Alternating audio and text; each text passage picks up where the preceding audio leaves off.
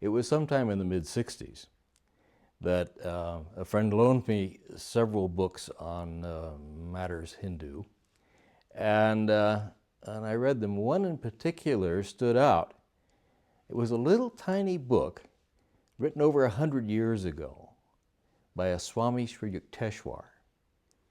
Now the book is full of spiritual teachings, but there was an introduction to the book, just 14 tiny pages. And it introduced a way of looking at history that was entirely different than anything I'd seen before. This idea of a succession of ages called Yugas, with each age having a different characteristic. And I thought, oh, if this is true, I've got to turn upside down so much that I thought I knew about history. So I kind of sat on it and looked and, was a little bit skeptical, but just to watch, because here this thing had been sitting for like 100 years and nobody seemed to be paying much attention to it. But gradually I began to see, as I learned a little bit about history, that things began to fit.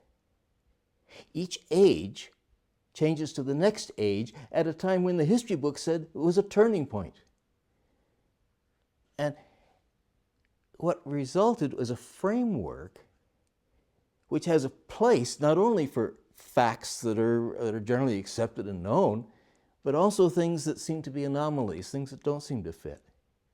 And what was more important is it gives direction and sense to all those things that happened in history. We learn history as just one thing after another without any particular connection.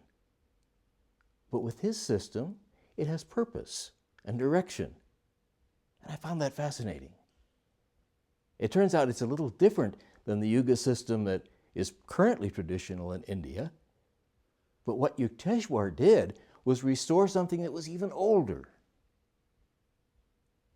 And as years went by, I began to talk about the Yugas in the 80s.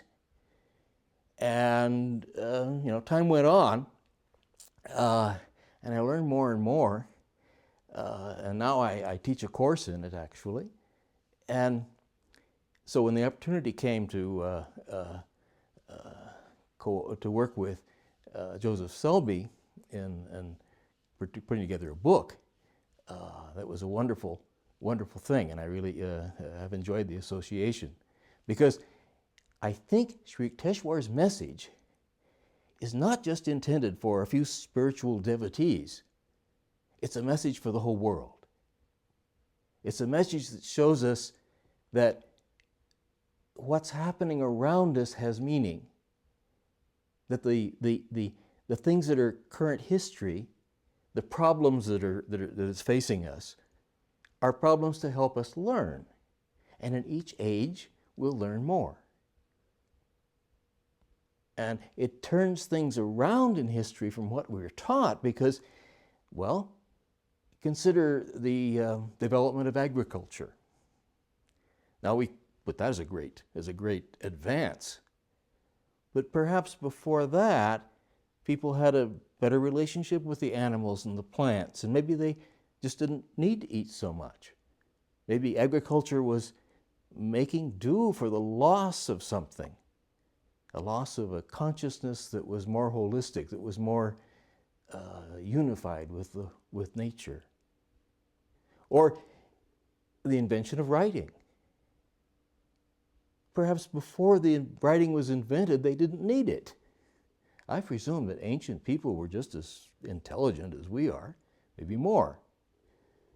But in time came when there was a change in the mental power, in the consciousness. And then writing was necessary. And so these changes don't require any change of facts, but you can see them in a whole new light. And in that light, you can see that we're moving forward, that this is on the upswing, that this is, our present time is moving toward a time of higher consciousness. Oh, things seem to be getting worse around us all the time, but that's because we're living in a time of increased energy, which is energizing all the negative stuff that we've got to leave behind. And that'll happen. So this message of the Yugas, I believe, began to understand more and more, is something that Sri Yukteswar was giving to the world.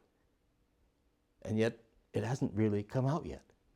But in this book, the Yugas, we can introduce it to you. And I think you'll find it just as exciting as I have.